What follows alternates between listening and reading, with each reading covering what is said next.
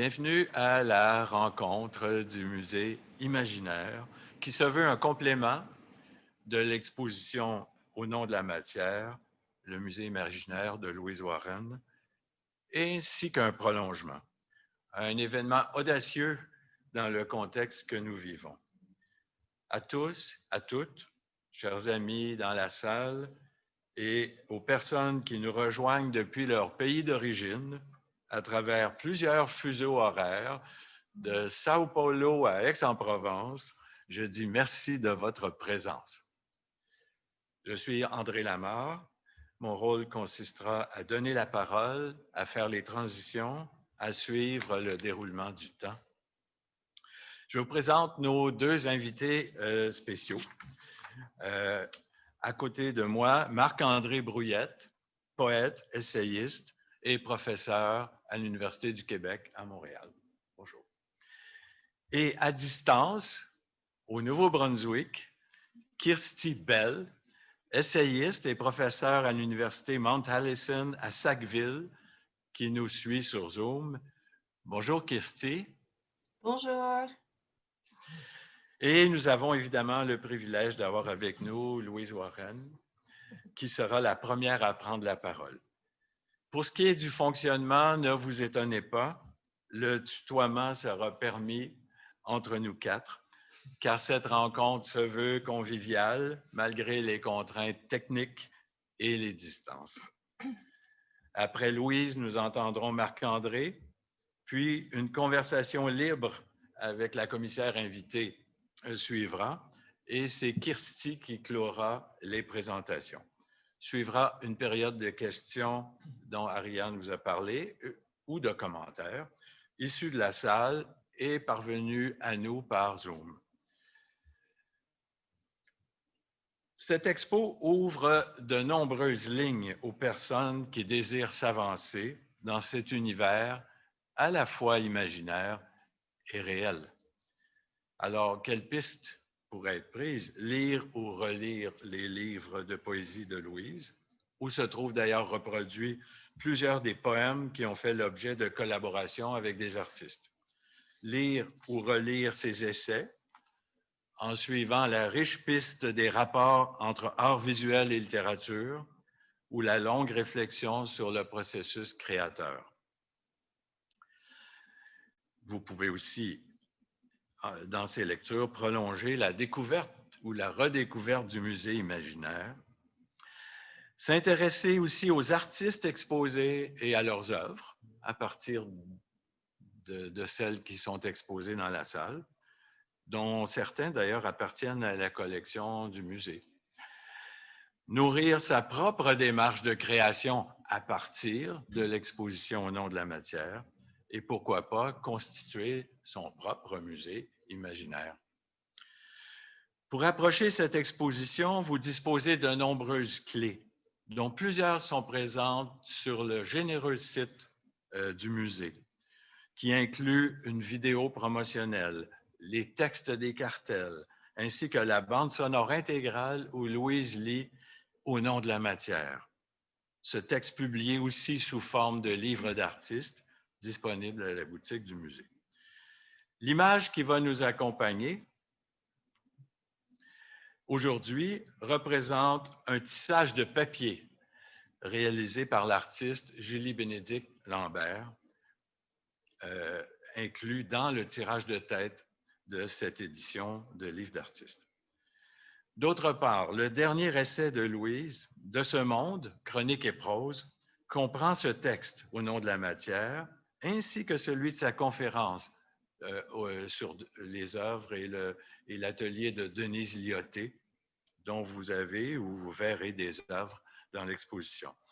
Évidemment, si vous avez lu Interroger l'intensité, Bleu de Delft ou La forme et le deuil, vous connaissez Sylvia Savdi, Alexandre Holland, Krochka et tant d'autres, ou même Le peintre inconnu, avant d'entrer dans la salle. Vous pouvez aussi avoir consulté le site web de Louise, particulièrement la page illustrée consacrée aux livres d'artistes. Or, la rencontre d'aujourd'hui a pour objectif de proposer de nouvelles clés. Alors, nous allons en demander à la principale intéressée. Sans plus tarder, je laisse la parole à Louise, que nous pouvons enfin entendre présenter son exposition dans un texte qui a pour titre « Entrée en matière ». Merci André.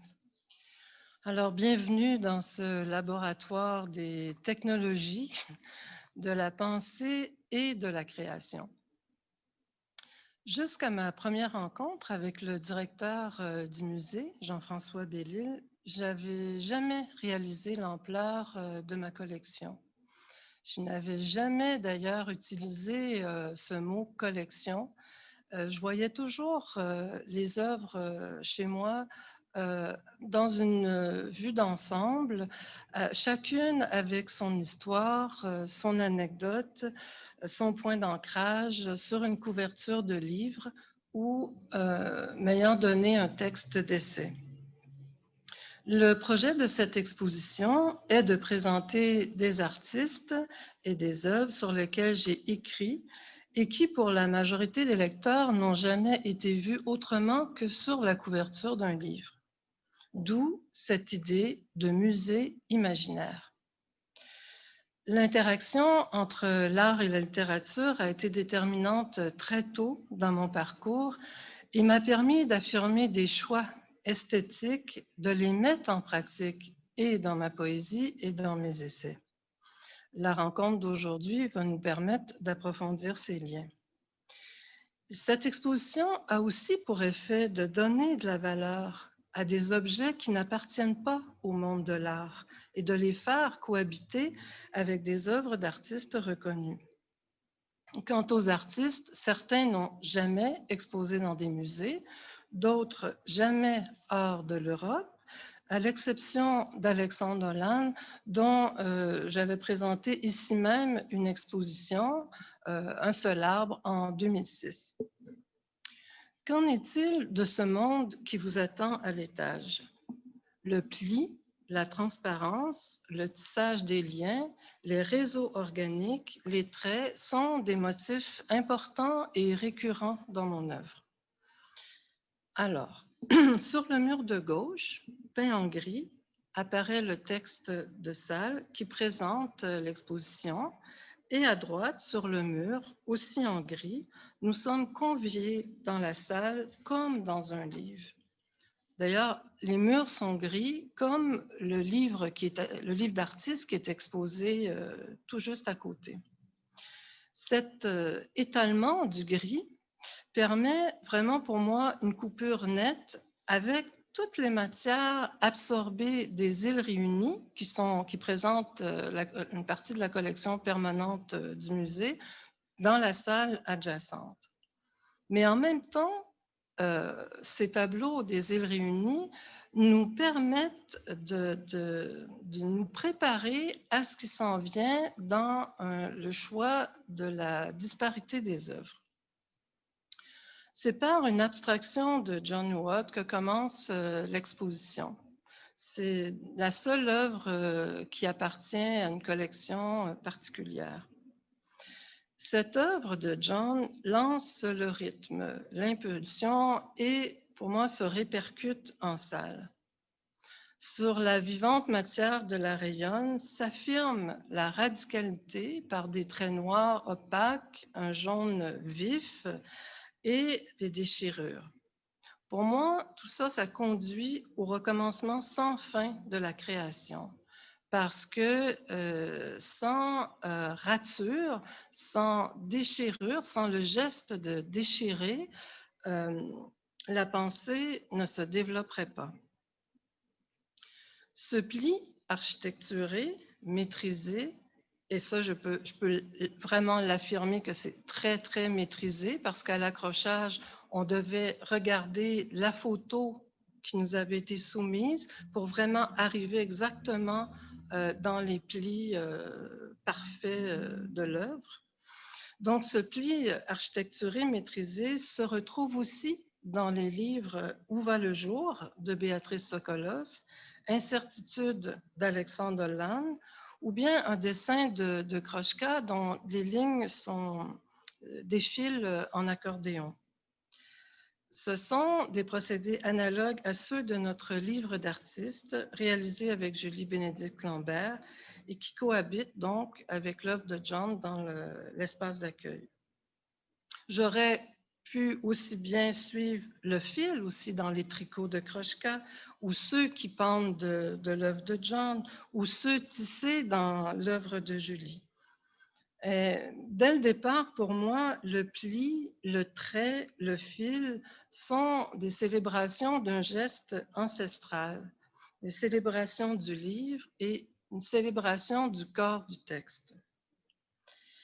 Ainsi, l'expo débute dans cet étroit couloir que le musée appelle la chicane et qui me rappelle le passage au 2e étage de la maison familiale où j'ai dormi pendant mon enfance, et le passage a été souvent évoqué, particulièrement dans mon essai « La vie flottante ». Et alors que la tablette dans ce petit couloir était installée, m'est revenu un très, très lointain souvenir où une étagère au-dessus de mon lit avait été placée avec la collection des livres de la comtesse de Ségur. J'avais 5 ou 6 ans. Et quand je vois la tablette de livres, je ressens encore cette joie d'un ajout de livres à mon monde. Et pour qui connaît ma maison, ou même mes livres ou mes poèmes, la tablette est vraiment un élément d'architecture important qui isole au même titre que le fragment ou le poème. Allons à présent au seuil de la salle Arnois où une ligne invisible ponctuée de 3 livres d'artistes traverse l'espace. Donc nous avons ce qu'on ne peut pas voir sur l'image, mais nous avons Incertitude d'Alexandre Hollande, nous avons au centre magnifié Où va le jour en vitrine, et nous avons Petit tricot de Kroshka sur la colonne. Une ligne surélevée répond dans le haut de la salle et à la sortie par cette ligne de titre qui se touche sur une longue tablette. Donc, l'expo se compose d'échos, de résonances, de dialogues, de mutations. Et nous entrons dans la salle et cette phrase qui donne l'élan, installer une forme, se mettre en mouvement. Et sous celle-ci, 3 œuvres de Sylvia Sabdi qui sont présentées comme je les ai toujours installées chez moi, dans le haut de l'escalier de notre maison, au 2e étage. À gauche, les fruits qui sont fermés et qui, pour moi, scellent le noyau de la création. 10 ans plus tard, cette forme s'est ouverte pour donner les tournesols et est devenue alchimique avec les bols de Sylvia. Donc, on peut voir une maturation du temps où la forme se cherche. Donc, j'amorce le dialogue ainsi avec Sylvia Sabdi, qui nous parle dès le départ du processus de création d'une poésie en acte. Et j'ajouterais que pour moi, la salle d'exposition est devenue un bol ouvert qui accueille les œuvres. Des mots tracés, alors ça on ne peut pas le voir sur les images, mais dans les œuvres de Sylvia, il y a toujours beaucoup de textes. D'ailleurs, souvent ça s'appelle « Notation from my journal ». Alors, de ces mots tracés, on passe naturellement au dessin plus marqué du fusain, puis du trait pâle à la mine et du graphite jusqu'à l'effacement pratiqué chez le peintre Arié Mandelbaum. Comme les notations du journal de Sylvia, le dessin, pour moi, évoque le souvenir, les archives, la maison familiale de la rue Saint-Urbain ou mon bureau dessiné par mon fils alors qu'il a 9 ou 10 ans. Donc, c'est mon coin de travail quand nous sommes arrivés au Lac-Pierre. L'intime s'exprime aussi par les mots d'Arié. En haut de sa signature, c'est écrit « Pour toi, loup ». Et il se dissimule dans tout ce que vous ne verrez pas à l'endos de plusieurs œuvres qui sont dédicacées ou avec de très beaux textes à l'endos. Ce mur, je l'ai appelé bien affectueusement le mur des incertitudes, des tremblements, parce que c'est par ces doutes que la recherche avance et se précise. On peut voir déjà que sur le mur suivant, les formes sont plus nettes, les objets sont plus nets et la couleur arrive et avec elle, les divers degrés de la lumière. Un autre motif de mon travail de poète est la présence, l'attention devant justement les objets, les détails et les passages de la lumière. Donc, sur le mur face à nous, à la gauche, donc, il y a une petite miniature de Richard Gravel qui semble sortir d'un paysage tricoté de Krochka, où on peut éprouver cette concentration comme dans les poèmes du plus petit espace, titre de mon dernier recueil de poésie. Et puis, on arrive au défilé d'objets familiers de Judith, qui cohabite avec les vies silencieuses d'Alexandre Lannes, suivi du Petit Bleu de Krochka, dont l'agencement des rectangles se propose à mon interprétation comme si c'était une vie silencieuse, une autre nature morte, comme si elle avait même puisé à la palette ce bleu d'Alexandre. Au centre du mur, une huile de Krochka qui semble fuir devant nous. Et puis, pour franchir ce silence, deux méditations de Denise Liotti à 10 ans d'intervalle. Et j'ai beaucoup écrit sur les œuvres de Denise et je dirais que ce qui vient à mon interprétation, c'est d'y voir, en tout cas dans le cadre de cette exposition-là, la peau, l'enveloppe, la chair de la création. Au-dessus, d'ailleurs, de ces deux œuvres, l'atelier, pour moi, s'affirme par ces mots. Je ne lirai pas toute la phrase, là, vous l'avez beaucoup entendu aussi dans l'enveloppe sonore, mais où que je sois, je suis mon propre atelier. Et donc, cette phrase qui ouvre et le texte au nom de la matière et l'enveloppe qui dure quelques minutes là, dans la salle. Enfin, l'alcôve. Alors là, vraiment, je ne pouvais pas espérer mieux que ce creux pour soutenir cette intimité que je désirais créer dans la salle Arnois. Donc, au départ, évidemment, l'exposition a dû aussi s'adapter avec les règles de la santé publique. Mais au départ, une chaise, un lit, un cube avec des livres devait vous y accueillir. Mais je pense bien que la proposition de Sophie Lanto avec un fauteuil et une lampe appuie bien la proposition, comme je l'avais retenu d'ailleurs pour la couverture d'attachement Observation d'une bibliothèque.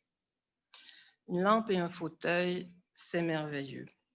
Et comme chez nous, ce sont deux œuvres que j'ai toujours liées ensemble, les ocres et les orangers de Sophie et de Suzanne Dubuc se répondent. Les îles de couleurs chez Suzanne, le flottement, le collage, répondent pour moi à d'autres aspects de ma recherche. Et puis, à la fin de cette ligne, émerge un visage, tout petit visage de Richard Gravel, dont la bouche produit un noir profond. Alors, je dirais que flotter, c'est aussi ce que cette exposition demande. J'ai réservé au recul de l'alcôve l'intensité de deux moments de gravité et de deuil présentés sur une tablette de bois blanchi qui est prélevée de mon atelier. Et je peux dire encore le choc que m'a causé le regard du peintre inconnu, la première peinture qui a été encadrée et accrochée dans la salle à manger familiale. Je ne vous raconterai pas l'histoire de ce tableau puisque vous l'avez dans les textes et sur la bande sonore. Je l'ai bien décrite aussi dans Interroger l'intensité. Mais bien qu'il soit en retrait, ce regard vient nous chercher, nous happe, comme il le faisait déjà dans la salle à manger familiale. Tout à côté, un portrait, un autoportrait de mon père qui était déclinant à l'époque, il y a de ça plus de 30 ans, qui s'est saisi dans un moment de lucidité et qui a signé le Songeur, qui est absolument pour moi une rare trace de son écriture. Et le titre, Le Songeur, je trouve ça beau et terrible à la fois, là, ça m'émeut beaucoup. Le deuil, ce passage immobile et secret du temps, se transmet par cette poire grise de cendre de Monique qui nous appelle à méditer à nouveau la matière, la présence, à méditer aussi le deuil de la forme et à rendre donc un hommage posthume à 3 artistes que je présente ici, John Neward, Denise Lyoté et Béatrice Sokoloff. Au dernier mur de l'alcôve, un cycle se ferme et un autre commence. On pourrait dire dans la blancheur de la craie, d'ailleurs comme si la craie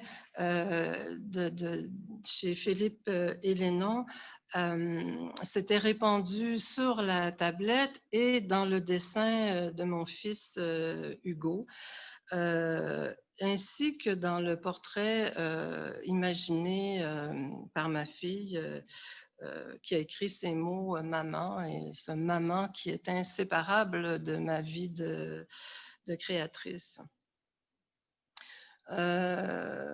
Donc, je vois aussi dans le dessin du camion, il y a quelque chose qui repart, qui se remet en mouvement. Et au sortir de l'alcôve, un étroit pan de mur où s'appuie un poème apaisé et un tricot de Krochka qui est sans accroc. Comme si le deuil était moins lourd et que la matière ensuite reprend vie dans l'herbier pour M de Stéphanie Ferrat. Et là aussi, la faille est recousue de toutes petites agrafes. L'exposition se clôt par l'addition de quelques prélèvements uniques où les mondes de Stéphanie Ferrat et de Sylvia Savdi s'entrecroisent comme ils en ont l'habitude à l'étage, au couloir de l'étage chez nous. Et la plongée du personnage de Sylvia dans ces eaux là, profondes vient me confirmer que la création sera absolument infinie. Et l'exposition se clôt sur 2 gravures anciennes retouchées par Stéphanie, 2 pages ouvertes. L'intime, donc, c'est un mot que j'ai utilisé souvent, se vit aussi dans la relation, je pourrais dire, au format et dans la nudité des tableaux non encadrés. Le musée m'avait offert, d'ailleurs, au début, d'encadrer les œuvres et j'ai préféré les garder telles qu'elles sont chez moi et laisser la peinture tout entière s'exprimer. Donc, aucun artifice, la peinture seule en elle-même. Plusieurs œuvres qui se partagent aussi généralement les bords de mes bibliothèques parmi mes livres et autres objets d'attachement qui sont visibles dans la vidéo promotionnelle du musée qui a été captée avec tellement de belle sensibilité de Camille Blachot.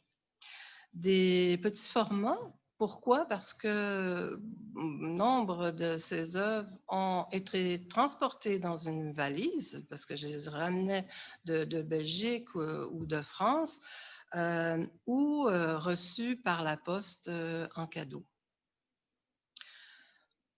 Ce qu'on voit, des fruits, des noyaux, des branches, des objets, des visages, des traits, de la matière du flottement ou du resserrement, de l'effacement, des échos de la gravité, de la légèreté, de la répétition. Voilà que je vous propose un art de vivre avec les formes, avec les sensations, les vibrations sur le bois, la toile ou le papier. Je pense honnêtement que c'est vraiment ce qui nous a manqué des musées fermés et dont notre esprit a besoin. Se tenir debout devant une œuvre, y entrer et laisser derrière nous notre fatigue, notre poids et se glisser dans la matière, la couleur et les mots sans évaluer, sans juger, juste s'en tenir à la matière à la hauteur de notre souffle. Bien sûr, j'ai composé cette exposition à la manière d'un poème. Les formes, les couleurs tombent les unes dans les autres, ensuite ou en variation, on a vu de 2 ou de 3, tel le mouvement de la lecture, de mon écriture aussi qui avance en cercle concentré. Quant au texte des cartels, je ne vous cache pas l'embarras du choix. J'ai opté pour une multiplicité des langages, c'est-à-dire des textes, des extraits de textes d'essais, des anecdotes ou des notices d'une visite guidée pour essayer de créer un rythme et que la lecture ne devienne pas un fardeau pour vous. De toute façon, comme les cartels sont sur le site du musée, vous pouvez aller les relire à votre gré. Donc, cette exposition parle aussi de relations aux autres, de mouvement vers les autres, d'une circulation harmonieuse entre les œuvres et vous, d'un rayonnement d'artistes au sein de ma communauté et d'une prise de parole au service de l'art. Elle nous parle aussi d'imperfection, une patte de table malhabile, un accroc, des clous visibles, la peinture qui lève, des marques de toutes sortes. Et c'est le monde tel qu'il est et tel que je le reçois. Cette exposition nous demande aussi de nous approcher des œuvres et des cartels, de nous pencher sur les vitrines pour lire les textes, de nous mettre à l'écoute de la voix.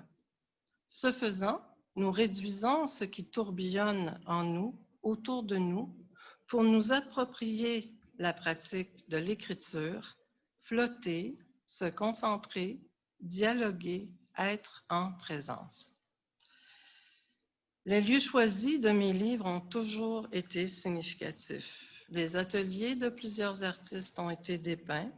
L'anthologie La poésie mémoire de l'art, publiée il y a quelques années, présentait déjà un choix de poètes québécois comme un accrochage au musée. Plus récemment, l'enveloppe invisible m'a permis d'interpréter un autre lieu de la région, l'abbaye Val-Notre-Dame.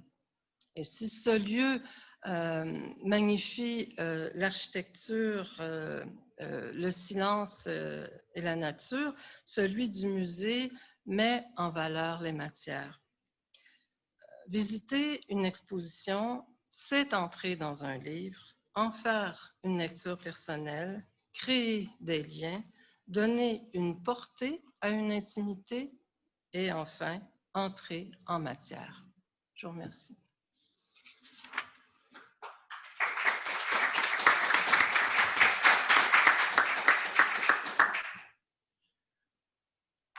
Marc-André Brouillette est poète.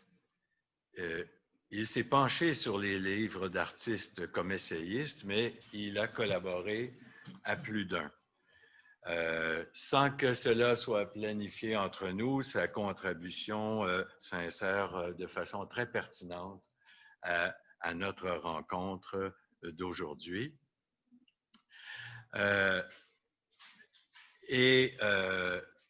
sa présentation a pour titre, de très beaux titres, « Les formes de la lenteur, livre d'artistes et collaborations féminines » chez Louise Warren. Marc-André. Merci. Bonjour aux gens qui sont au musée et mes salutations à ceux qui nous suivent à distance. J'ai une passion pour le livre d'artistes et lorsque je rencontre des poètes qui partagent cette passion, je me sens soudainement moins seul et porté en même temps par un élan de confiance envers la création et plus particulièrement envers celle qui est capable de transformer le regard au contact des mots et des traits. En cela, le livre d'artiste contient une force interne qui découle, me semble-t-il, de deux éléments. D'une part, comme le souligne Daniel Blouin, qu'il n'est pas, je cite, le véhicule de reproduction d'œuvres, mais une œuvre prenant forme de livre. Fin de citation. D'autre part, de cette cohabitation entre les langages et les matières, entre les espaces et les gestes, entre les écrivains, écrivaines et les artistes qui unissent leur solitude pour repousser les limites et les usages de l'objet livre. Pour désigner le livre d'artiste et cette forme de cohabitation qui lui est inhérente, Yves Perret, écrivain et ancien directeur de la bibliothèque Jacques Doucet à Paris, qui abrite l'une des plus impressionnantes collections de livres d'artistes, propose la belle expression « livre de dialogue » qu'il définit en ces termes, je cite. « Ce qui est donné par et dans le livre de dialogue, c'est un espace idéal, encore que physique, où les mots éclatent d'une façon plus lisible, où l'image même se ressource dans le débordement et la butée.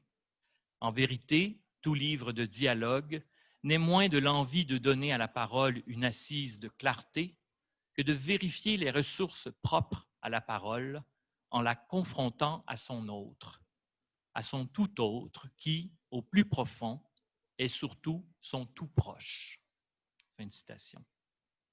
Je retiens de la vision de Perret trois éléments.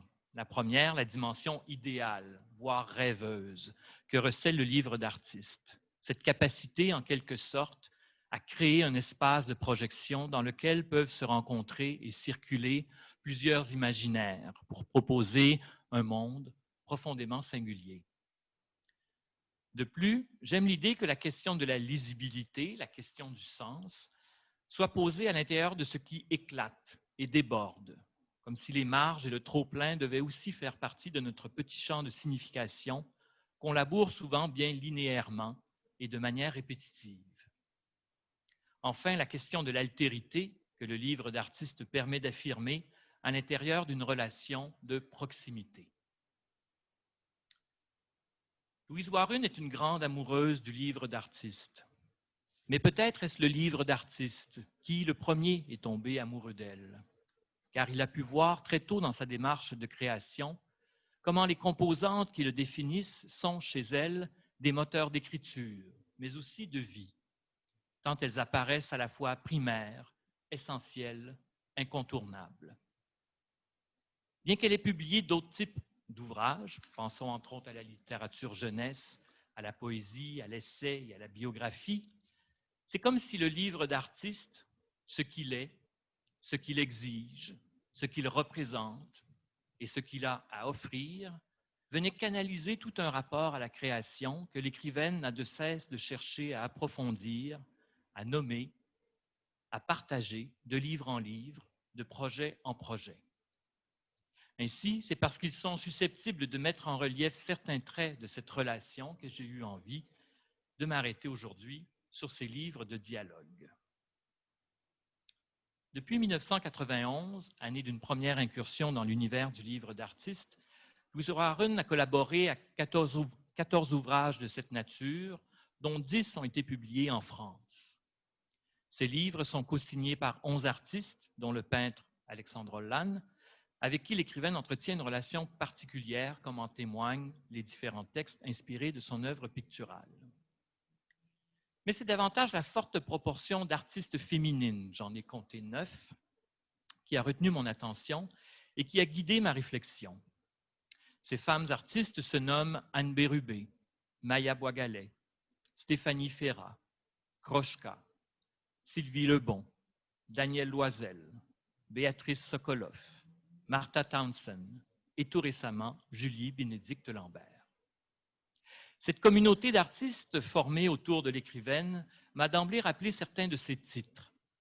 Je pense à Madeleine de janvier à septembre, comme Deux femmes peintres, Tableau d'Aurélie, Léonise Valois, femme de lettres, Noyer, quelques secondes, ou encore Suite pour une robe. Comme un leitmotiv adressé à une autre, à des autres, figures féminines réelles ou inventées dont le rassemblement crée un puissant sentiment de sororité.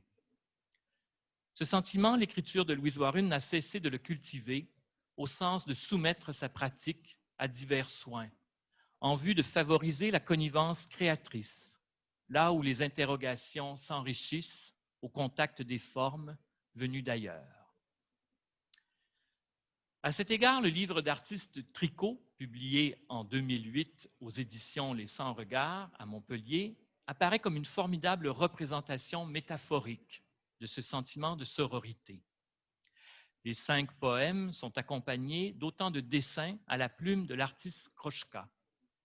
Chacun de ces dessins apparaît avec la simplicité aussi désarmante que touchante des petits traits circulaires, comme une variation sur la maille, ces petites boucles de matière textile dont l'entrelacement forme un tissu. Chaque dessin montre un état ou un moment de ces entrelacements qui pourrait figurer les liens entre l'écrivaine et toutes les artistes, comme si ces petits carrés de tricot donnaient forme aux rencontres complices et interdépendantes qui parsèment le parcours de Louise Warren. Le dernier poème se lit ainsi. Je lis. Sans fin, la chaleur, les vitesses, les variations, ce qui va déçu, dessous, ce qui veille. Cet état de veille, on le retrouve d'ailleurs régulièrement dans les textes de l'écrivaine. Il désigne à la fois un certain rapport au temps, mais aussi un état d'éveil et de disponibilité. Cet état est propice à l'intrication des temporalités et à la venue d'images qui prennent part sans cesse au déroulement d'une pensée avide de sens. L'action de veiller est inséparable de l'attente, comme celle qu'on trouve dans le livre d'artiste d'Anne Bérubé, Que cherches-tu?, réalisé en 2007, et reproduisant 4 poèmes extraits du recueil La pratique du bleu, qui portent chacun un titre choisi par l'artiste. Le premier poème se lit ainsi.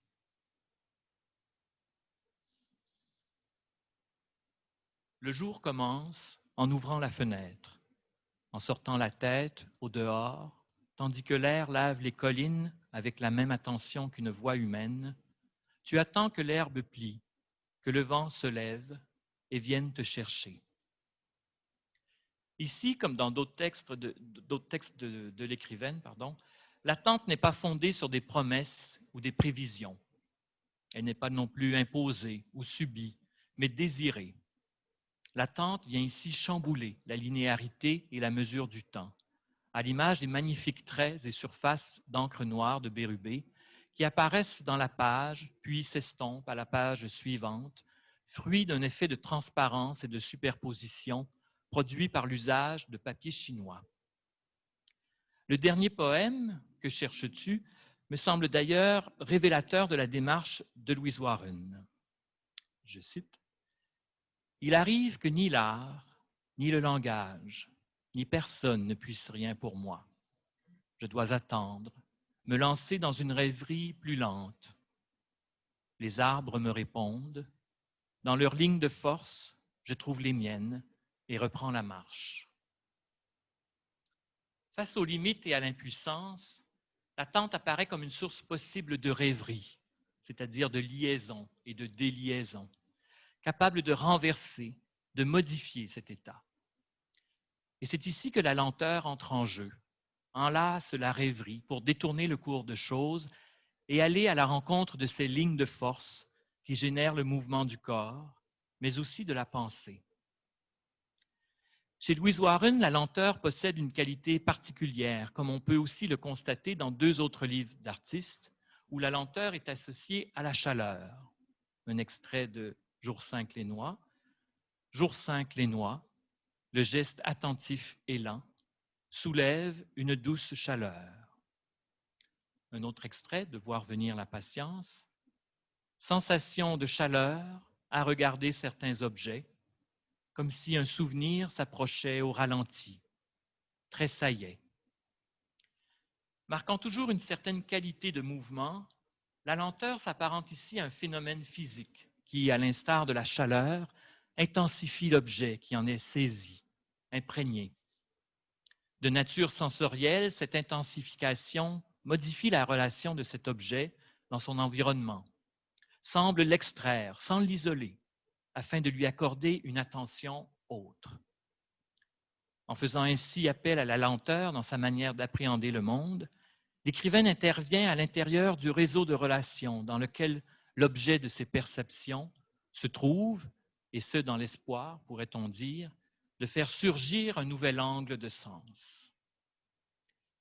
Par ailleurs, j'ai l'intuition que Louise Warren a trouvé dans le livre d'artiste la forme la plus juste, je dirais même peut-être la plus performative, pour introduire de la lenteur dans le flux de sa pensée et dans sa quête de sens.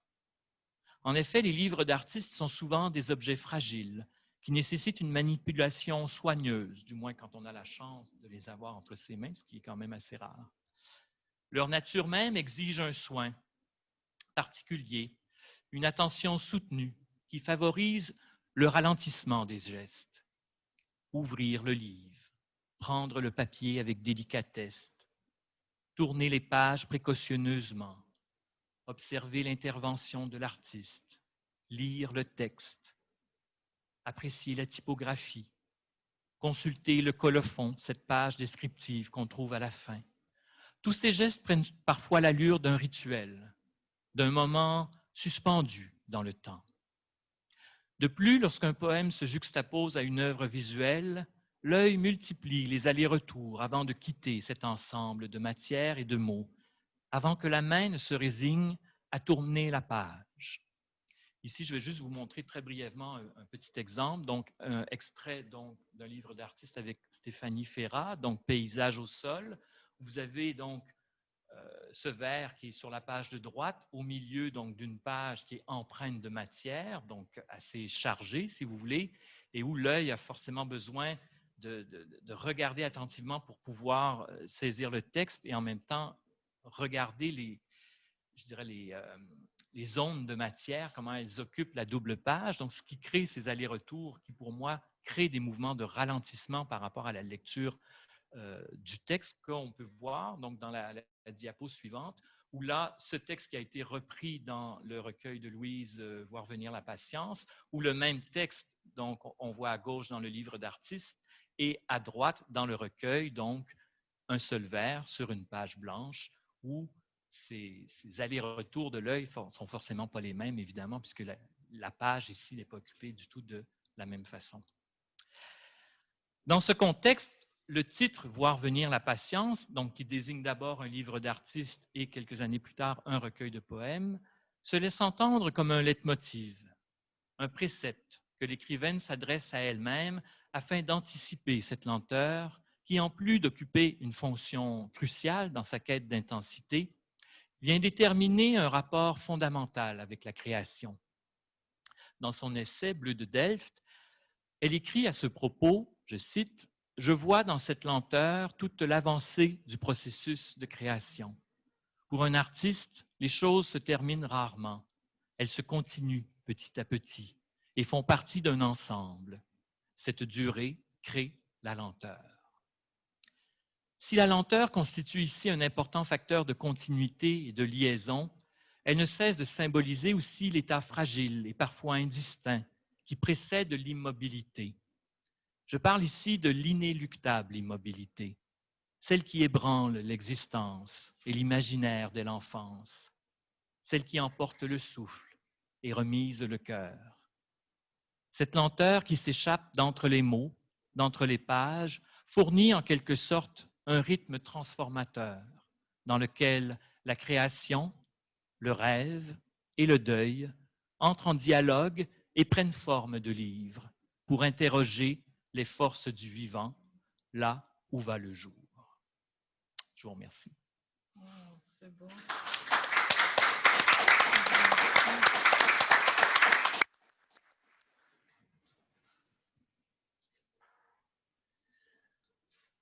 Pour le titre de cette section de notre rencontre, j'ai choisi de reprendre celui de la préface que j'ai rédigée à l'anthologie La poésie, mémoire de l'art, éloge de la diagonale.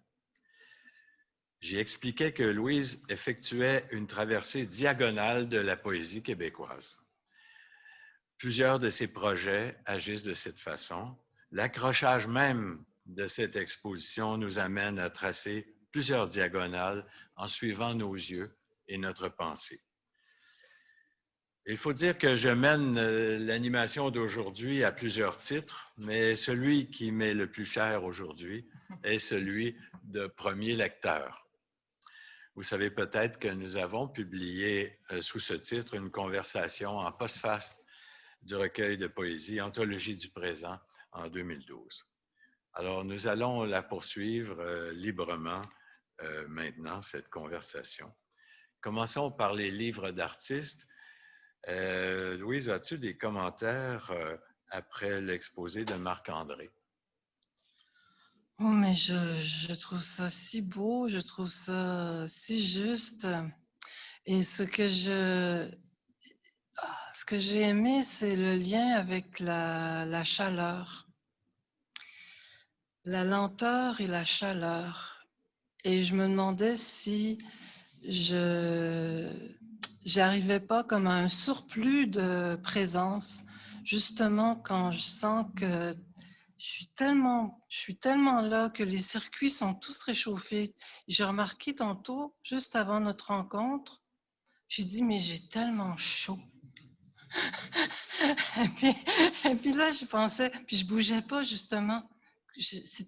C'est autre chose, c'est le cerveau qui s'active, c'est le cœur qui s'active, c'est tout moi qui est présente. Donc ça, je trouve que le reconnaître dans les mots, je trouve ça très fort. Et non, je voudrais lire ton texte pour pouvoir dire des choses intelligentes dessus, parce que là, comme ça, brut pour point, c'est plus difficile.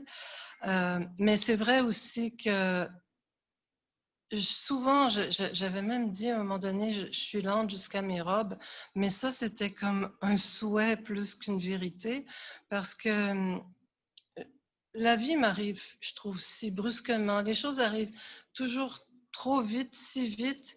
Je suis envahie toujours par beaucoup par ma pensée. Et c'est pour ça que j'ai besoin d'œuvres calmes. C'est pour ça que j'ai besoin de faire silence. Et c'est pour ça que je recherche souvent la lenteur.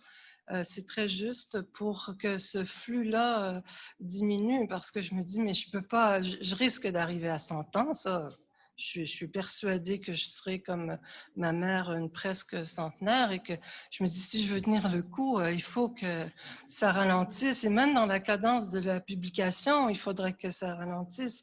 Donc, mais ça, je me dis peut-être que dans 5 ans, je vais commencer à ralentir, je ne sais pas. Un des points forts de l'exposé de Marc-André, c'est de changer l'ordre de la bibliographie. D'habitude, les livres d'artistes sont toujours placés à la fin, une sélection de livres d'artistes, comme si c'était quelque chose de mineur, de marginal. Ça, j'ai vraiment apprécié. Et le point que tu lances par rapport au travail de Louise, ça m'amène à la question suivante. En quoi le travail des livres d'artistes ont influencé ton écriture? Ben, j'ai commencé à écrire des vers brefs. Je crois quand j'ai commencé, peut-être la première fois, c'était sur peut-être les céramiques de mon frère, où il fallait pas qu'il y ait trop de mots. Après, les livres de Stéphanie aux éditions Les Mains ou Pas vu, pas pris sont de tout petits livres, donc il fallait vraiment réduire, concentrer. Puis d'autres livres aussi que j'ai fait, même un avec, mon Dieu, avec Philippe Hélénon qu'on voit dans le petit film de Camille Blachot aussi. C'est un tout petit livre que je prends dans les mains, et puis il me l'avait envoyé par la poste. Il fallait que j'écrive, mais à la mine dedans, et même à la mine en écrivant le plus petit, je veux dire, je pouvais pas mettre 2-3 mots, c'était à peine. Donc, mais c'est là que j'ai réalisé combien il y avait de la matière dans chaque mot et que j'en avais pas besoin finalement de beaucoup de mots. Et puis, ça a vraiment influencé aussi après mon rapport. Moi, je venais de plus on disait la poésie narrative. Mais tout ça, puis du long poème aussi. Mais tout ça, ça a été un travail de réduction, puis en même temps, de réduction des effets. Puis au fond aussi, je me suis mis à appliquer les principes esthétiques que j'aimais chez mes amis peintres ou plasticiens et de les intégrer dans mes livres. Mais le livre d'artiste, à ce moment-là, évidemment, a beaucoup joué. Ça nous amène à l'idée que dans l'exposition, il y a une mise en pratique de tes principes esthétiques, de ta méthode, de ton approche, la réduction des effets, la pratique du peu, l'effacement, un long mur avec de toutes petites œuvres qui nous amènent à sentir les choses autrement. Il y a je dirais, pour répondre à ça, il y a chez moi le refus du spectaculaire. Par exemple, de présenter en entrant face à nous l'œuvre de Kroschka qui s'efface. J'aurais pu présenter la plus grande œuvre que nous avions, le grand tableau de Sylvia Savdi, et il y aurait eu toute une résonance, il y aurait eu l'espace, il y avait la place. Et puis, je l'ai gardé dans le coin, comme chez nous, dans le coin de la fenêtre. Je ne lui ai pas donné plus parce que je voulais aussi qu'on s'approche des œuvres. Et c'est pour ça qu'il y a aussi de toutes petites œuvres dans l'exposition, qu'on fasse cet effort-là, parce que j'ai l'impression aussi que plus on s'approche d'une œuvre, plus en même temps on s'approche de nous. C'est ce rapport-là à l'intime que je voulais aussi dévoiler dans la proposition que j'ai faite de cette exposition-là. Donc, c'est un accrochage qui ne répond pas à des intentions, qui n'incarne pas des idées, qui s'est élaboré de façon intuitive, ce qui fait que une fois l'accrochage complété, nous sommes rentrés à la maison, puis nous avons découvert une œuvre ouverte. Et la conversation sur le contenu de l'exposition s'est multipliée. Oh oui, mais c'est ça, c'est vrai, ça continue toujours. Tu me demanderais ce que je vois aujourd'hui. Quand je suis allée dans la salle tout à l'heure, et puis, je voyais aussi, oui, je voyais la patience, je voyais la détermination, parce que c'est quand même un projet là, qui vient de se dérouler sur 2 ans, mais que je porte depuis, ma foi, je le porte depuis 12 ans. J'avais rencontré avant l'autre directrice. Bon, le musée a eu le temps de se faire une beauté, d'être rénové, tout ça. Fait qu'il y a eu vraiment beaucoup d'étapes. Puis je vois aussi, je dirais, toute la gratitude que j'ai pour les artistes qui m'ont fait confiance, qui m'ont ouvert leurs ateliers, qui m'ont envoyé comme ça des œuvres et puis pour faire des textes. Donc, il y a cet aspect-là aussi que je vois. Puis je vois le dépouillement, puis je vois le calme. Puis je me dis, heureusement que ça pour la dose d'intensité qu'on a, par exemple, dans le coin, avec le peintre inconnu. Donc, il y a une espèce de, pour moi, quand j'entre dans la salle, une balance, mais que j'ai aussi à l'intérieur de moi, je peux dire. Je vois plusieurs vitesses. Je ne sais pas si tu veux que je m'exprime là-dessus, si tu veux, oui, parce que je ne sais pas le temps que nous avons là, mais je dirais que je vois plusieurs vitesses aussi dans l'expo. Bon, je parlais tantôt du camion de la boulangerie. Je veux dire, le camion, j'ai l'impression de voir encore Hugo le dessiner. Ça, les lettres, ça vole. Et puis, comme l'œuvre de John aussi, si on regarde des vidéos de John Neward, on le voit déchirer des toiles. Le geste est vraiment décisif, c'est rapide. Alors que si on entre dans une œuvre de Krochka, c'est beaucoup plus lent. J'ai mémoire des très beaux vidéos aussi où on voit le tracé comme ça. C'est presque une danse de la main d'Alexandre dessinant un arbre au fusain. C'est beaucoup plus lent. Alors, il y a cet aspect-là aussi. J'aurais pu suivre la piste des vitesses dans la lecture que je vous ai faite. Mais c'est ça, on dirait qu'à chaque fois que je viens dans la salle, j'ai une autre perception. Je vois les intérieurs, les extérieurs, la maison. C'est pas par hasard qu'il y a la maison de la rue Saint-Urbain, qui était quand même pour moi emblématique aussi parce que j'ai grandi juste à côté de l'École des Beaux-Arts. Les petites fenêtres lucarnes dessinées par mon père et puis celles de deux générations suivantes dessinées par Hugo. Et puis après ça, un autre tableau à l'intérieur avec de Sophie Langto. Donc, il y a aussi ces éléments-là dans l'exposition intérieure, extérieure, plein de choses que vraiment j'ai été dans l'intuition, puis plus, je dirais, dans ce que je portais de ces œuvres-là qui étaient à la maison. Des fois, j'ai tenté des nouveaux accrochages aussi, profitant des murs du musée. Et je pense aussi que le livre d'artiste m'a permis justement de prendre assez d'assurance pour me dire, OK, là, c'est le grand livre d'artiste que tu fais, là. Là, les murs, là, ils sont grands, là. Et puis, heureusement, c'est pas comme une salle, les salles au premier étage. Mais, puis du coup, j'ai pris aussi tous les murs. Même les deux petits murs, normalement, on les prenait pas. Puis, c'est grâce à Charlotte Laloux, avec qui je travaillais, qui déplace une œuvre de Stéphanie. Puis j'ai dit, ah, mais j'ai le droit d'utiliser ce mur-là. Elle dit oui, elle dit en principe.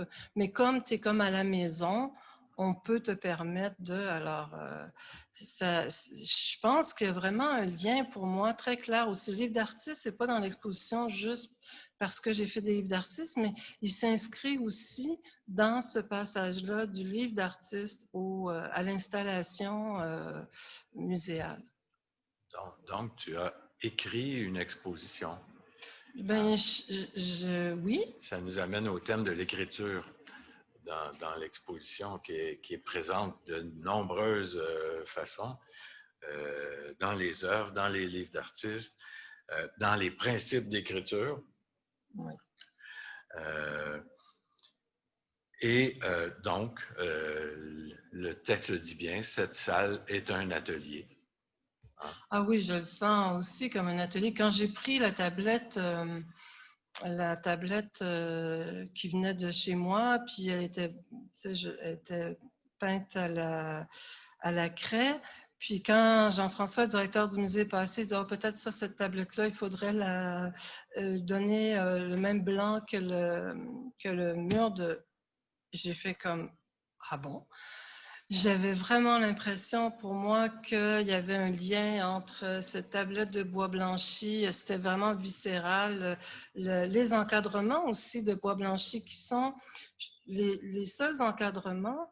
Il y en a un qui a été fait par l'artiste elle-même, la Stéphanie, mais les autres, c'est des encadrements tellement sobres, de bois comme ça, pas retouchés. Donc, ça fait déjà pour moi très atelier. D'ailleurs, beaucoup de ces œuvres-là sont autour de toi dans ton bureau de travail. Oui, ben donc, oui, de la même manière. C'est l'environnement. Donc, tu écris être son propre atelier. Ça veut dire que cette exposition-là est aussi une forme d'autoportrait. Ben oui, finalement oui, parce que dans le fond, je pourrais dire le dépouillement, la retenue, enfin, des choses que j'aime chez ces artistes-là qui me représentent aussi. Je pense que je suis quelqu'un d'assez retenu, oui, mais je mets tout ça, en fait, je mets tout ça au service de l'écriture. Tout ce que je ressens, tout ce que j'absorbe, je veux dire, je rentre dans une pièce, puis j'absorbe tellement large, tellement grand, tellement que je m'incline devant ça. De là, ma retenue, je pense aussi. On ne peut pas se regarder, je vous dis, on ne peut pas se regarder parce que c'est à cause du son, à cause des micros. Fait que, on se parle comme si on était dans le lit, dans le noir, en train de se parler. Ça fait très bizarre, mais c'est comme ça aujourd'hui. Bon, alors, je vais t'amener sur un autre sujet. Oui. Que tu viens de parler à propos de Denise Lyoté, de la chaire de la création. Peux-tu développer cette perception? Ça, c'est plus difficile.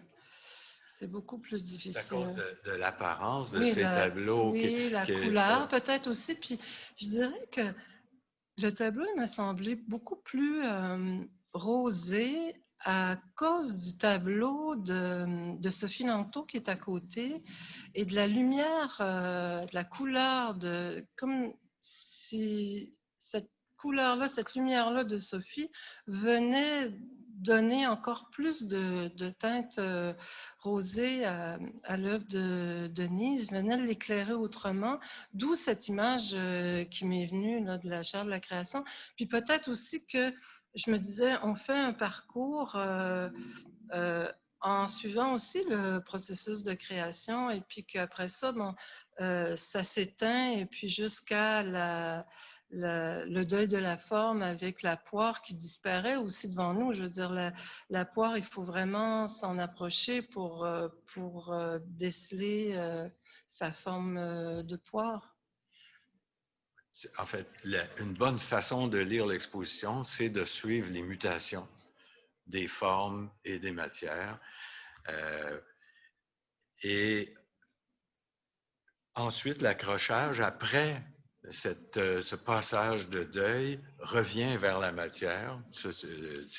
Tu viens de le dire. Le dernier parcours implique, le dernier coin implique plusieurs médias, le fusain, la craie, le pigment, etc., et toute une diversité de supports. Le bois, le papier, l'isorel, que nous avons toujours appelé maçonnite, la plaque de métal rouillé pour les noyaux de Stéphanie Ferrat, le géofilm. Donc, une grande diversité de médias et de supports pour terminer le premier cycle, si on veut, de cette exposition-là. Donc, un des sens de ton titre « Au nom de la matière » est que tu as laissé parler la matière. Oui, très juste. Et puis, en fait, quand j'ai choisi aussi les œuvres, parce qu'il y en a d'autres qui ne sont pas exposées, mais j'ai donné aussi priorité à des matières qui étaient diversifiées. Donc, ce qui m'a fait choisir telle ou telle œuvre plus qu'une autre, soit pour éviter la répétition, mais soit aussi pour varier le support. Alors, nous sommes prêts à écouter Kirsty. Ouais. Kirsty? Bonjour. À toi la parole. Merci. Je voudrais premièrement remercier Louise et le Musée d'art de Joliette d'avoir monté cette très belle exposition. André d'animer cette rencontre et surtout Louise de m'avoir invité à participer aujourd'hui. Je regrette vivement de ne pas pouvoir y être en personne, mais on le sait maintenant, la visioconférence est devenue de nos jours une autre sorte de présence, n'est-ce pas? C'est le titre de l'exposition, Au nom de la matière, qui m'a donné l'idée d'aborder, au sein des essais de Louise Warren, son recours à une matière en particulier, celle de la céramique. Les matières des arts céramiques, la terre, l'argile, l'eau, le feu, les pigments, sont au cœur des essais de Louise. Je commence par un petit recensement d'exemples. Le premier mot d'interroger l'intensité est d'éthérer, la céramique étant, après tout, une matière de la terre. La dédicace dans Bleu de Delft est à Raymond Warren, frère de Louise et céramiste. Elle lui consacre aussi un essai dans la forme et le deuil. Un des premiers mots dans le premier fragment de Bleu de Delft est azulejos, pour ne rien dire des résonances du titre même de ce volume. Les azulejos reviennent de manière très percutante dans le livre caché de Lisbonne. Et puis, plusieurs artistes que Louise fréquente ou affectionne soit représentent des objets en céramique dans leurs tableaux, soit créent des pots épichés ou autres objets en céramique. Cette brève liste d'exemples nous permet d'explorer des thèmes fondamentaux dans la production littéraire de Louise. La céramique est intimité et attachement. La céramique élucide un processus artistique et littéraire. La céramique évoque le voyage et le déplacement. Dans le but de prolonger l'exposition, d'y ajouter une matière, je propose de passer quelques minutes aujourd'hui à examiner la présence de la céramique comme art et comme mode de pensée dans les essais de Louise. J'y tiendrai compte de 3 grands axes: l'attachement, la transformation et le voyage. Premier thème, intimité et attachement. Dans ses propos pour cette exposition, Louise parle d'intimité, celle qui passe par la matière, par les œuvres d'art, par les rapports qui se tissent entre elle-même et d'autres artistes. Il n'en va pas autrement pour la céramique. La céramique a peut-être même des qualités uniques qui mettent en relief une symbiose entre individus et entre différentes formes d'expression artistique. André, est-ce qu'on peut voir ici l'image de la figure suspendue de Raymond Warren? Donc, citons l'exemple de Raymond Warren, frère de Louise et céramiste. On voit une de ses œuvres, une figure suspendue, dans le film promotionnel pour cette exposition et maintenant devant vous à l'écran. Louise dédie Bleu de Delft à son frère. L'essai d'ouverture de la forme et le deuil lui est consacré. Et en 2005, Louise a collaboré à son exposition Matière habitée, qui présente des objets céramiques inscrits de vers de Louise, vers qui ferait ensuite partie de son long poème Une pierre sur une pierre. Et est-ce qu'on peut passer à une image de la plaque, s'il te plaît? Voilà. C'est l'exemple que nous voyons maintenant à l'écran. La collaboration indique ici une continuité, même une circularité. Les liens familiaux frayent la voie aux démarches créatrices qui, à leur tour, soutiennent ou nourrissent le travail artistique de l'autre. On peut même voir une certaine réciprocité dans les mots et les connotations reliées à la céramique.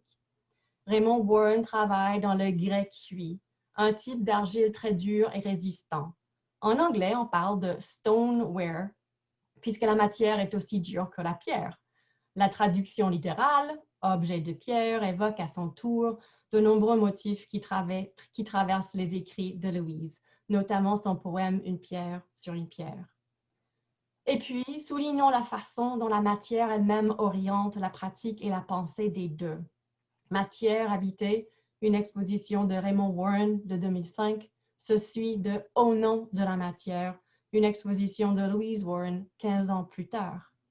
Les liens se multiplient et la matière de la céramique sous-tend une complicité entre deux créateurs d'une même famille, une manière d'assurer une continuité et une cohérence dans la création. On peut également identifier des ressemblances dans la façon dont ils décrivent leur travail.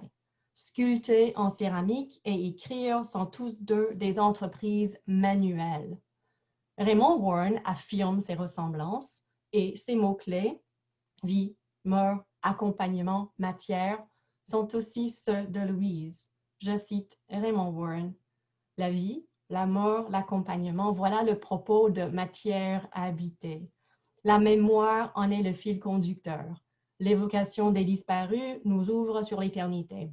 Ma sœur Louise, qui œuvre avec les mots comme je joue avec la terre, signe tous les textes de cette exposition.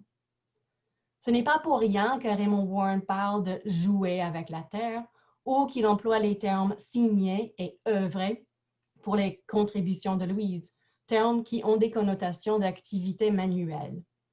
Pour sa part, Louise dit qu'elle, je cite, sculpte les mots. Elle dit encore, je cite, « Les mains entrant dans la terre, j'ai toujours ressenti l'écriture comme une expérience souterraine. » Par les résonances qui se créent entre les mains de la poète dans la terre et les mains du sculpteur dans l'argile, Louise établit la poésie comme un autre art de construction, comme un art de façonner les mots et l'imaginaire. Cette manière de décrire tant la céramique que la poésie n'est pas uniquement métaphorique. Comme Louise le dit dans son texte pour cette exposition, je cite, « La matière incarne la présence, sa manifestation. Elle n'est pas qu'épaisseur, pâte, collage, mais elle est aussi la ligne de graphite qui touche l'air, la respiration que l'on sent dans les œuvres et les démarches artistiques où le silence occupe le premier plan. » Fin de la citation. Dans le cas de la céramique, c'est souvent le toucher qui est convoqué. Peut-être plus que d'autres matières artistiques, la céramique porte en elle la main de l'artiste. Et lorsque nous recevons l'œuvre, nous avons aussi un contact avec les qualités de la matière et avec l'énergie de ses autres mains. Une matière tactile comme la céramique encourage aussi une interaction humaine et une certaine complicité. Lorsqu'on parle du rôle de la céramique dans la création de liens intimes, on pourrait ajouter l'exemple d'Alexandre Holland, dont les natures mortes ou les vies silencieuses représentent souvent des cruches ou des pichets en céramique. Là aussi, les essais de Louise témoignent d'un rapport amical, d'une interaction entre deux artistes. La création de l'un prolonge et répond à la création de l'autre. On pourrait citer aussi les essais de Louise consacrés aux installations de pots et pichets de Béatrice Lovert. Et encore une fois, un sens d'intimité passe par la matière. Les strates de céramique, peinture, écriture se multiplient. Ces nombreux liens entre différentes formes d'expression artistique et entre différents artistes affirment les qualités tactiles, visuelles et personnelles de la céramique. Il s'agit très évidemment, comme Louise le dit, d'aller au-delà du visible. Deuxième sujet, matière et transformation. Commençons la deuxième partie de cette petite présentation sur la matière et la transformation par une autre remarque de Louise, encore tirée de son texte pour cette exposition. De la matière pétrifiée du fruit, nous rejoignons celle liquide de l'huile et de la terre. Elle évoque ici les œuvres de Sylvia Safty qui font partie de l'exposition et dont la terre est une des matières. Mais en même temps, comment ne pas y voir une allusion à la céramique?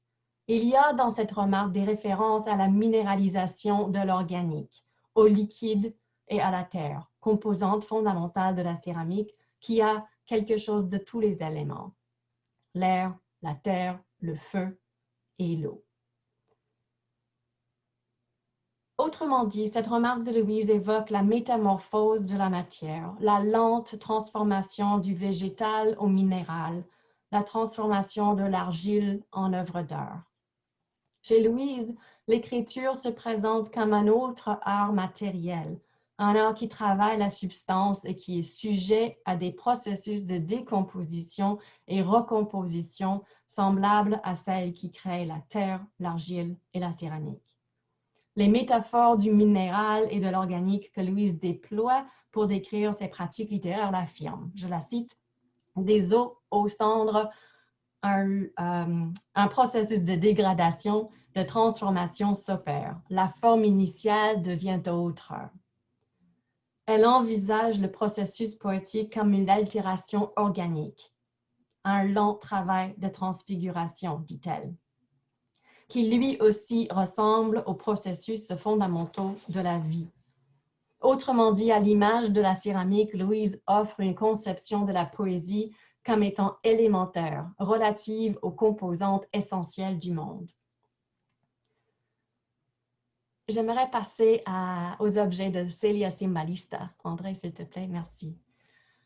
La transformation de l'argile en céramique a certes des explications scientifiques, mais dans l'imaginaire, il y reste aussi une part ineffable ou mystérieuse. Louise y tient compte, notamment dans un fragment consacré à Celia Cimbalista dans son recueil « Objets du monde ». Je cite Louise. « J'ai reçu du Brésil, d'une amie céramiste, une pierre énigmatique, une pierre aveugle.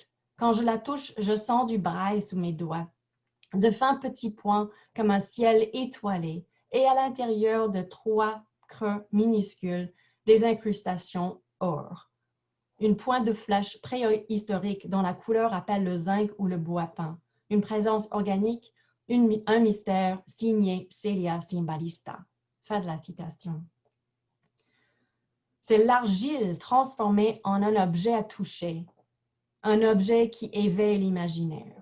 C'est une métaphore qui exprime les mutations et les changements bien réels ou tangibles qui définissent l'acte créateur tout en sondant l'inconnu ou le mystère. Chez Louise, le lien entre le réel et le mystère n'est pas une contradiction, mais plutôt une vision harmonieuse des nombreuses forces de la création. Et le troisième thème, voyage et déplacement. Ici, j'aimerais avoir l'image des azulejos. Merci. Le voyage et le déplacement sont d'autres moteurs de création.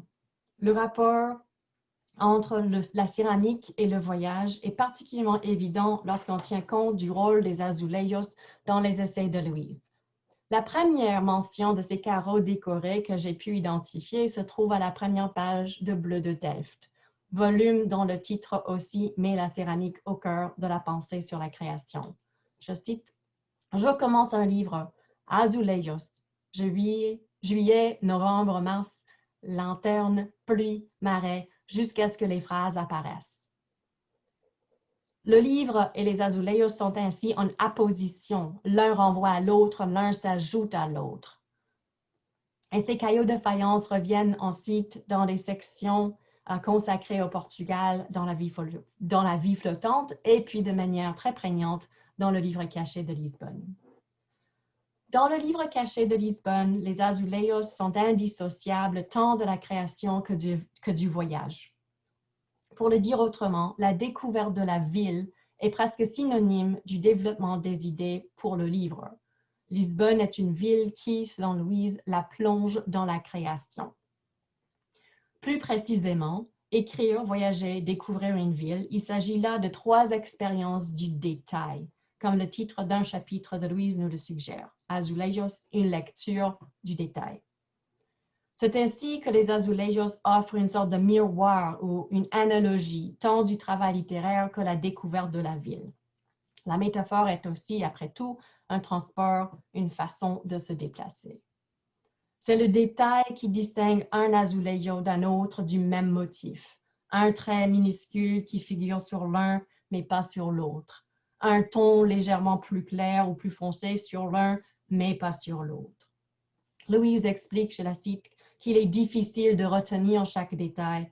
Pourtant, les couleurs, les formes se démarquent les unes des autres. Fin de la citation. L'expérience d'une nouvelle ville est semblable. Pour Louise, Lisbonne est une ville qui porte en elle un livre caché, un livre nourri des graffitis, des bâtiments, des fenêtres, des individus qu'il lui incombe de découvrir lors de ses déambulations, comme autant de traits ou égratignures sur les azulejos. Voilà aussi notre travail comme lecteur et lectrice, identifier les détails qui en révèlent d'autres, puis encore d'autres, et qui créent un sens. À nous aussi de tisser les liens. Louise nous le dit, je la cite, « Vous, lecteurs, lectrices, vous êtes ici à recevoir des gouttelettes d'air et de vent.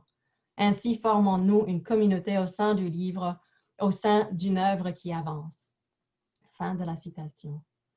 À cet égard, les cailloux de faïence portugais sont comme les écrits de Louise. Ils sont des invitations de déplacement vers d'autres mondes, d'autres lieux et d'autres histoires. Pour conclure, ces 3 sujets, l'attachement, la transformation et le déplacement, sont eux-mêmes des ouvertures à encore d'autres thèmes. J'ai commencé ma discussion en dressant une liste d'exemples tirés des essais de Louise où la céramique joue un rôle important. Je termine maintenant mon propos avec un autre bref recensement. Il s'agit cette fois d'autres résonances entre la céramique et l'écriture chez Louise Warren. Il existe dans l'œuvre de Louise un lien intime entre la céramique et le corps humain, dont un bel exemple serait la comparaison que Louise fait entre les danseurs et l'argile à la fin d'interroger l'intensité. Une autre piste serait la symbiose entre le contenant et le contenu. Les vases ou les pots en céramique ont-ils un lien direct à l'enveloppe invisible, elle-même un récipient poreux qui renferme des savoirs et des expériences? La céramique peut constituer, tout comme l'enveloppe invisible, une clé de lecture pour comprendre le passage entre l'intérieur et l'extérieur, entre la transparence et le mystère, entre le savoir et l'imaginaire, que Louise Warren explore dans tous ses écrits. Merci.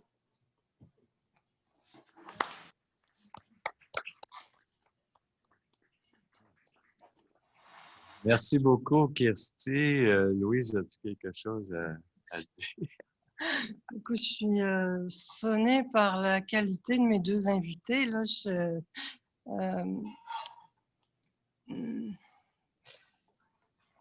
j'avais jamais réalisé, premièrement, j'avais jamais réalisé à quel point je parle aussi souvent de la céramique. Mais j'ai noté une chose qui m'interpelle beaucoup, c'est la rencontre avec les 4 éléments. Donc, ça voudrait dire aussi qu'en présence de la céramique, je suis en présence d'une totalité.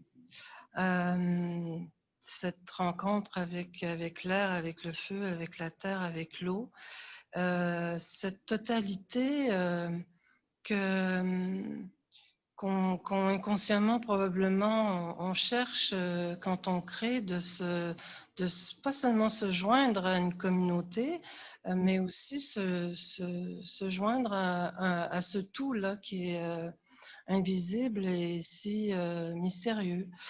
Donc, c'est curieux parce qu'en même temps, c'est très concret de la céramique, mais en même temps, ça nous amène complètement à des liens comme ça avec l'invisible. Je me considère très, très, très chanceuse d'avoir eu un grand frère mais qui ramenait aussi tant de matières différentes à la maison.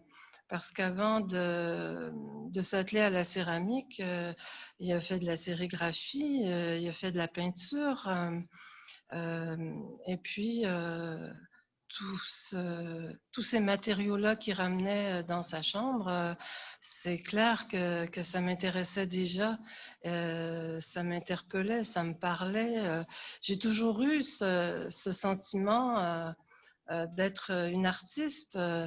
Quel artiste j'allais devenir, je ne savais pas. Heureusement qu'il y a eu l'écriture pour répondre à mon chemin. Mais c'est très, très émouvant tout ce que vous avez écrit, Kirsty et Marc-André. C'est pas souvent que j'ai la chance aussi de partager avec mes lecteurs. Et de ça, je suis vraiment très, très reconnaissante. Je ne peux rien ajouter là parce qu'il y a trop d'émotions. Mais ce qui est fascinant, c'est de partir d'une matière si précise pour arriver au thème de l'amitié, de la complicité, de la communauté. C'était tout à fait dans l'esprit de ce que nous vivons aujourd'hui. On voulait appeler ça une rencontre et ça convient parfaitement à l'écriture de Louise, en effet. Alors, je donne la parole à Louise. Je voulais juste faire des remerciements aussi officiels à toute la communauté d'artistes qui m'accompagnent et que j'ai exposé dans la salle Arnois. j'ai pas eu l'occasion de remercier officiellement tout le personnel du musée avec qui j'ai travaillé. C'était magnifique de voir leur enthousiasme parce que j'étais la première exposition en fait qui était en place après le long confinement. Des remerciements particuliers pour Charlotte Laloux-Rousseau et Karine Boivin qui ont travaillé avec moi au montage. Et Charlotte a pris le relais très rapidement dans le projet après le départ d'Émilie Grandmont-Bérubé. Donc, un grand merci pour ça. Et puis, bien sûr, à Jean-François Bellil qui a accueilli le projet.